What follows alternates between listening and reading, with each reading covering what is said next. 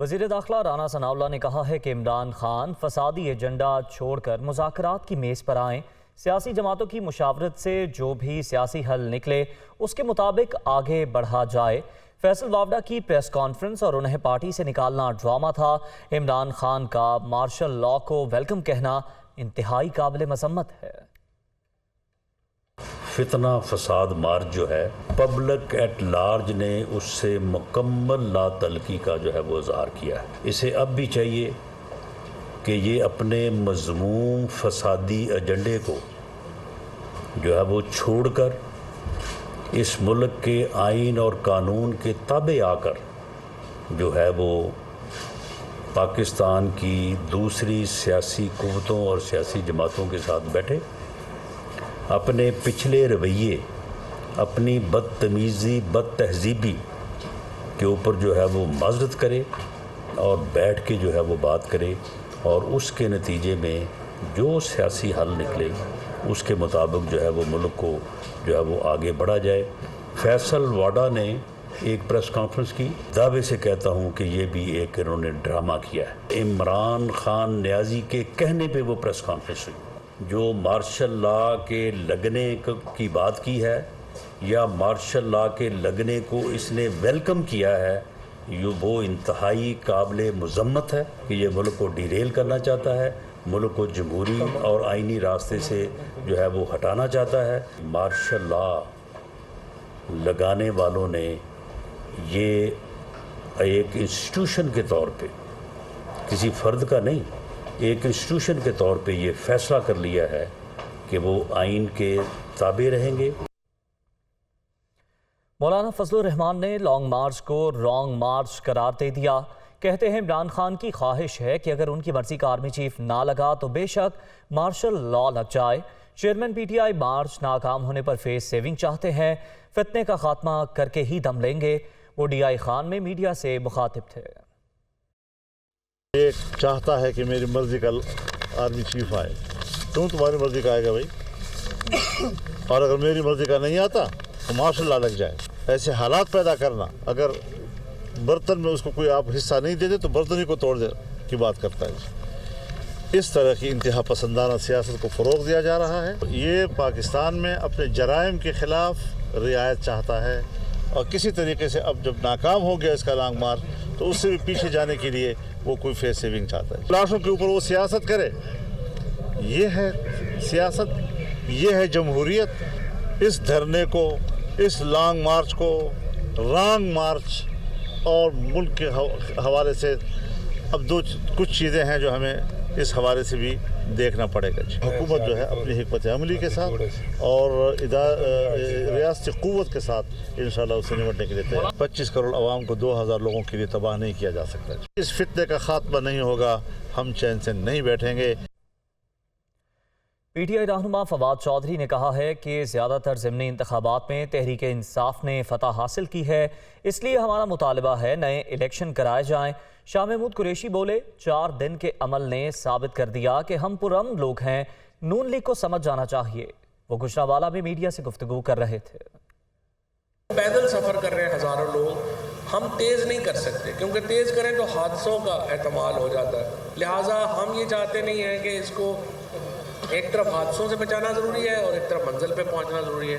جب یہ بیان دے رہے ہیں کہ لوگ نہیں ہیں تو پھر فکر کی کیا بات ہے؟ پھر تو ہمیں آنے دیں، کوئی پرابلم نہیں، آپ اپنی سیکیورٹی وڈرا کریں اور ہمیں اپنا پروٹیسٹ کرنے دیں۔ 2-3 ہزار ہی تو لوگ ہیں، ڈر کیوں رہے ہیں؟ ہمارے مارچ کو ایک منفی رنگ دینے کے لیے آپ نے دیکھا، کبھی کہتے ہیں یہ خونی مارچ ہوگا اور لاشیں گریں گی۔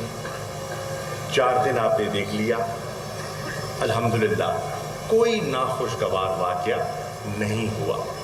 لوگ آئے، بہت بڑی تعداد میں آئے، اور لوگوں نے ایک دوسرے کے لیے راستہ بنایا۔ کوئی افراتفری، کوئی ایسا منفی آپ نے عمل نہیں دیکھا ہوگا۔ بدقسمتی سے ایک افسوسناک حادثہ ضرور ہوا، اس کے لیے ہمیں بہت تکلیف ہے، لیکن اس کے علاوہ آپ نے دیکھا کہ پرامن تھا۔ سربراہ عوامی مسلم لیگ شیخ رشید نے کہا ہے کہ اسلام آباد کے ریڈ زون میں توسیع ہنگامہ آرائی کا ماسٹر پلان ہے، یہ ریلیف دینے نہیں ریلیف لینے آئے ہیں۔ अपने ट्विटर पैगाम में शेख रशीद ने कहा कि हुकूमत की इलेक्शन सियासत दफन हो गई, इसलिए हुकूमत खौफ फैला रही है। इमरान खान की हिकमत अमली नवंबर में फैसला लेकर जाएगी। हमारी हुकूमत ने ML1 $6 अरब में एक्निक से मंजूर कराया था, जिसे मौजूदा हुकूमत ने तकरीबन $10 अरब कर दिया है। हुकूमत अरशद शरीफ और सदफ नईम की शहादत को इमरान खान के गले में डालने में नाकाम हो गई। पीटीआई रहनुमा असद उमर कहते हैं कि कोई लंदन में बैठकर पाकिस्तान के फैसले नहीं कर सकता। मियां साहब, जो GT रोड आप छोड़कर गए थे वो अब नहीं। आप जितनी मर्जी धमकियां दे दें, जहनों की तब्दीली को वापस नहीं कर सकते। इमरान खान किसी और के फैसले मानने को तैयार नहीं। वो रावलपिंडी में प्रेस कॉन्फ्रेंस कर रहे थे। मियां साहब, जो GT रोड आप छोड़ के गए थे, ये वो GT रोड नहीं है। ये GT रोड बदल चुकी है। आपने जिंदगी में इतनी मखलूक नहीं देखी जितनी इस वक्त ये मखलूक निकल रही है। यही वजह है, यही खौफ है। 200 बंदे निकल रहे होते ना, तो इस्लामाबाद के अंदर आपने कंटेनर्स का कब्रिस्तान ना बनाया होता। आपको नजर आ रहा है कि पाकिस्तान के अवाम अब आपके साथ नहीं है। पाकिस्तान के अवाम ने फैसला कर लिया है कि उन्होंने इमरान खान के साथ खड़े होके हकीकी आज़ादी लेनी है और किसी को इस रास्ते में नहीं आने देना। पाकिस्तान के अवाम की शऊर बेदार हो गया है। उनको नजर आ गया है कि तुम लोगों ने सिर्फ लूटा है इस मुल्क को, अपनी दौलतें बनाई हैं, खानदान तुम्हारे अमीर हुए और पाकिस्तान के अवाम गरीब होते चले गए। और वफाकी वज़ीर इत्तलात मरियम औरंगज़ेब का कहना है कि बंदूक से इनकलाब लाने का मास्टरमाइंड किसे धमकियां दे रहा है। अली अमीन गंडापुर ने इमरान खान के कहने पर मोर्चे लगाने थे। ये कंटेनर पर खड़े होकर मार्शल लॉ के नारे लगवा रहे हैं। एक तरफ अदब तो दूसरी तरफ गाली और दिमाग की खराबी है। वो इस्लामाबाद में मीडिया से गुफ्तगू कर रही थी। जो अमीन गंडापुर, जो उनके मिनिस्टर हैं, जो बंदूकों के मोर्चे लगा रहे थे, वो इमरान खान साहब के कहने पे लगा रहे थे। मुझे इस बात में पहले भी कोई शक नहीं था, लेकिन अब ये इस बात का सबूत आ गया क्योंकि उन्होंने कल कह दिया बैलेट या ब्लडशेड। और अब मुल्क के अंदर गाली देकर, बंदूकों से, खूनी इनकलाब लाने से या इस तरह की तकारीर करने से इलेक्शन नहीं मिलते। आपका मकसद मुल्क में खून खराबा, इंतशार, फसाद, कि अगर मेरा इक़्तिदार नहीं तो जो आप बातें करते थे कि खुदा न खास्ता मुल्क को 4 टुकड़ों में तकसीम कर दिया जाए, आज आप वो करने के लिए तैयार हैं। आप चाहते हैं कि मुल्क के अंदर इमरजेंसी लगे। ये आपका माइंड सेट है जो आपने रात को इस बात का सबूत दिया है। एक तरफ गाली देते हो, एक तरफ धमकी देते हो, एक तरफ गजाजत उगलते हो और दूसरी तरफ कहते हो मैं अदब से बता रहा हूँ। तो आपका ये दिमागी जो प्रॉब्लम है ये काफ़ी अरसे से जारी है, लेकिन अब वो फ्रस्ट्रेशन का शिकार हो गया। पाकिस्तान पीपल्स पार्टी के रहनुमा शाज़िया मरी का कहना है कि इमरान खान का मार्शल लॉ से मुताल्लिक बयान खुद गर्जी की इंतहा है। साबित हो गया वो जमहूरियत पसंद नहीं। इमरान न्यासी पाकिस्तान में खूरेजी देखना चाहते हैं। साबिक वज़ीर आज़म इक़्तिदार के लिए किसी भी हद तक जाने को तैयार हैं। वो कराची में प्रेस कॉन्फ्रेंस कर रही थीं। इमरान अहमद न्याजी का मार्शल लॉ के मुतालिक जो बयान है वो खुद गर्जी की इंतहा है। इमरान अहमद न्याजी को आईनी और जमहूरी तरीक़े से इस मुल्क पर जिस इक़्तिदार से निकाला गया, आज वो इमरान अहमद न्याजी उस इक़्तिदार को हासिल करने के लिए किसी भी हद तक जाने को तैयार है। बार बार खूनी मार्च या खूनी इनकलाब या ब्लड शेड की बातें करने वाला इमरान अहमद न्याजी इस मुल्क में सिर्फ खून रेजी देखना चाहता है। जिस तरीके से इमरान अहमद न्याजी अपने इक़्तिदार के छिन जाने का गुस्सा पाकिस्तान पर उतार रहा है, उससे उसकी फ्रस्ट्रेशन झलक रही है। सदर FPCCI इरफान इकबाल शेख ने कहा है कि पाक फौज और हसास इदारों पर तनकीद से इज्तनाब किया जाए। मुल्क में सियासी अदम इस्तेहकाम का खात्मा होना चाहिए। सियासी जमातें मिलकर 20 साला चार्टर ऑफ इकॉनमी तय करें। Army chief general Qamar Javed Bajwa का FATF में किरदार काबिल तारीफ है। वो लाहौर में मीडिया से गुफ्तगू कर रहे थे। पिछले 25 से 30 साल पे जितने भी हमारी सियासत है, सियासतदान है, इन्होंने सियासत को, पॉलिटिक्स को प्रायोरिटी में रखा, जबकि पूरी दुनिया में सबसे पहले अपनी मुआशियात को देखा जाता है, अपनी इकोनॉमी को देखा जाता है, जिसको हमने कभी प्रायोरिटी नहीं दी, हमेशा दूसरे या तीसरे नंबर पर रखा। تو میری ان تمام سیاستدانوں سے، تمام پارٹیوں سے التجا ہے کہ خدا کا واسطہ ہے کہ اس چیز کو آپ ختم کریں اور مل بیٹھ کے کم از کم ایک چارٹر آف اکانومی بنائیں۔ میں سمجھتا ہوں کہ ہمیں اپنی پاک فوج کو اور اپنے حساس اداروں کو اس میں نہیں لانا چاہیے۔ ہماری سیاسی پارٹیوں کو، میری تمام سیاسی پارٹیوں سے ریکویسٹ ہے کہ خدا کے لیے اپنے اس میں ان پاک فوج کو اور پاک آرمی کے حساس اداروں کو اس میں بالکل نہ لے کے آئیں۔ قمر جاوید باجوہ صاحب کی میں ضرور ان کی تعریف کروں گا کہ فیٹف میں انہوں نے جس طریقے سے اپنا کردار ادا کیا ہے، میں کہتا ہوں اس میں بہت ان کو سراہنا چاہیے۔ مسلم لیگ نون نے عمران خان کی 7 حلقوں میں کامیابی کا نوٹیفیکیشن رکوانے کے لیے الیکشن کمیشن سے رجوع کر لیا ہے۔ مسلم لیگ نون کے رکن قومی اسمبلی علی گوہر بلوچ کی جانب سے دائر درخواست میں یہ موقف اپنایا گیا کہ عمران خان توشہ خانہ ریفرنس میں نااہل قرار دیے گئے۔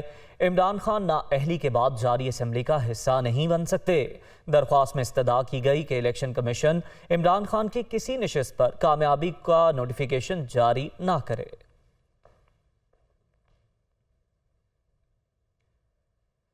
N45 کرم میں انتخابی مہم کے دوران ضابطہ اخلاق کی خلاف ورزی کا کیس، الیکشن کمیشن نے عمران خان کے وکیل کی استدعا پر سماعت 7 نومبر تک ملتوی کر دی۔ عمران خان کے خلاف ضابطہ اخلاق کی خلاف ورزی کے کیس کی سماعت چیف الیکشن کمشنر کی سربراہی میں 5 رکنی کمیشن نے کی۔ عمران خان کے وکیل نے موقف اپنایا کہ انہیں جواب دینے کے لیے وقت نہیں دیا گیا، جس پر الیکشن کمیشن نے آئندہ سماعت سے قبل تحریری جواب جمع کرانے کی ہدایت کی۔ سماعت کے دوران member election commission justice retired Ikramullah نے وکیل سے استفسار کیا کہ کیا کبھی عمران خان ان کے پاس بھی آئیں گے، جس پر وکیل نے کہا کہ ضرور آئیں گے مگر اس کیس میں بلایا نہیں جا سکتا۔ امیر جماعت اسلامی کراچی حافظ نعیم الرحمان کا کہنا ہے کہ زرداری ڈاکٹرائن نہیں چاہتا کہ کراچی میں بلدیاتی انتخاب ہوں۔ شہر کے مسائل کا حل صرف بلدیاتی انتخابات کے انعقاد میں ہے۔ وہ ادارہ نور حق کراچی میں پریس کانفرنس کر رہے تھے۔ ہر فرد چاہتا ہے کراچی میں کب انتخاب ہو، جب قریب پہنچتے ہیں تو یہ دور کر دیتے ہیں۔ یہ ملی بھگت ہو رہی ہے، ایک دوسرے پہ ڈالتا ہے، دوسرا پہلے پہ ڈالتا ہے، اندر اندر کہتے ہیں اسٹیبلشمنٹ نہیں چاہتی، فلاں کہتے ہیں کہ پولیس نہیں ہے، پولیس کہتی ہے رینجرز نہیں ہے، کہتے ہیں حکومت نہیں ہے۔ پھر پتہ چلتا ہے یہ زرداری ڈاکٹرائن کا مسئلہ ہے جس میں سب شامل ہیں، اور اس ڈاکٹرائن میں ایم کیو ایم کو یا تو منتخب کروانا ہے یا انتخاب ہی نہیں کرانا۔ او بھائی یہ کیا ڈرامہ ہے؟ آپ کا ڈاکٹرائن آپ کو مبارک ہو، ہمیں انتخاب چاہیے۔ آپ کی لاڈلی ایم کیو ایم کو اگر لوگ ریجیکٹ کر رہے ہیں تو آپ کہاں سے بیچ میں آ کر کھڑے ہو گئے؟ ہمیں انتخاب چاہیے اور منتخب میئر چاہیے۔ دوسری جانب سپریم کورٹ نے ریکارڈک صدارتی ریفرنس میں 3 ماہرین قانون کو عدالتی معاون مقرر کر دیا۔ چیف جسٹس نے ریمارکس دیے کہ صدارتی ریفرنس میں صرف آئینی سوالات کا ہی جائزہ لیا جا سکتا ہے۔ ایڈیشنل اٹارنی جنرل نے موقف اپنایا کہ ریکارڈک معاہدہ نہ ہوا تو پاکستان کو $9 ارب سے زائد ادا کرنا ہوں گے۔ چیف جسٹس کی سربراہی میں 5 رکنی لارجر بینچ نے صدارتی ریفرنس پر سماعت کی۔ چیف جسٹس کے استفسار پر ایڈیشنل اٹارنی جنرل عامر رحمان نے بتایا کہ ریکارڈک سے متعلق قانون میں ترمیم ہو چکی ہے۔ نئے قانون کے مطابق حکومت رولز میں ترمیم کر سکتی ہے۔ چیف جسٹس نے ریمارکس دیے رولز میں نرمی ہو بھی تو شفافیت لازمی ہے۔ ایڈیشنل اٹارنی جنرل نے یقین دہانی کرائی کہ قانون سے ہٹ کر کوئی کام نہیں کیا جا رہا۔ عدالت نے سماعت 1 روز کے لیے ملتوی کر دی۔